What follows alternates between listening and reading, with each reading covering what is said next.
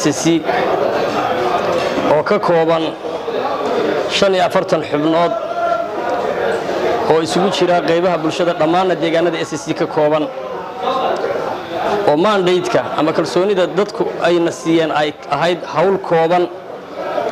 oo ay ugu horeyso dadkaasi in ay taladoodii deegaan la wareegaan dibna u yagleelaan maamulka iyagu lahaayeen waxaan rabaa fursadan in aan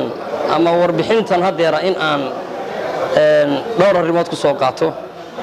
midda ugu horeysa dadka reer SSC oo midnimada Soomaaliyeed dhibaato badan u gaadhay waxay xuquuq aasaasi ku leeyihiin dastuurka dawladda federaalka ee Soomaaliya inay ka qayb qaataan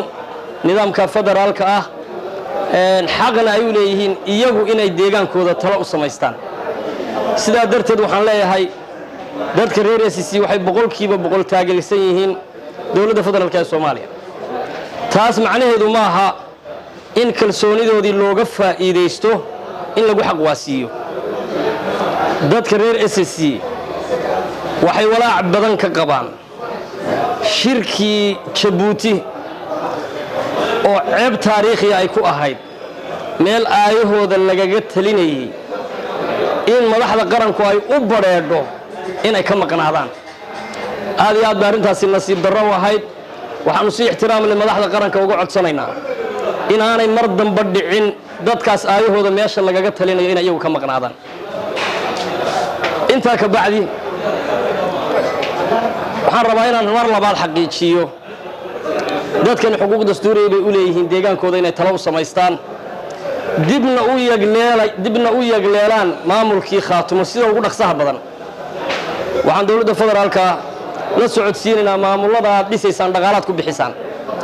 annagaa waxayaga dhisanayna annagaa isu imaanayna xuquuqda dastuuriga aanu leenahay hana waasiinina maamulka Soomaaliland waxaan ugu baaqayaa 13 sanadood oo deegaanadaas joogteen duulaan joogta ku wadeen barakicin ku wadeen wax kalsooni ah iyo walaalnimo iyo wanaagi kama kordhin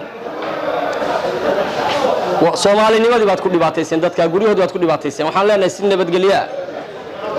midnimada Soomaaliya wax la baryayo ma haysin nabadgelyo uga baxa oo guriyihiinii ku aada xuquuqda aad idinku raadinaysaan ay ah inaad tashataan oo tiina leedinku ixtiraamo mid la mid ah bay leeyihiin dadka Soomaaliya sanaag degan iyo cayn waxaan leenahay darisnimada iyo walaalnimada iyo intaad ilaalisaan dadka intaad dhibaato u geysan karteen u geysatay deegaanadeeda noo dhaafa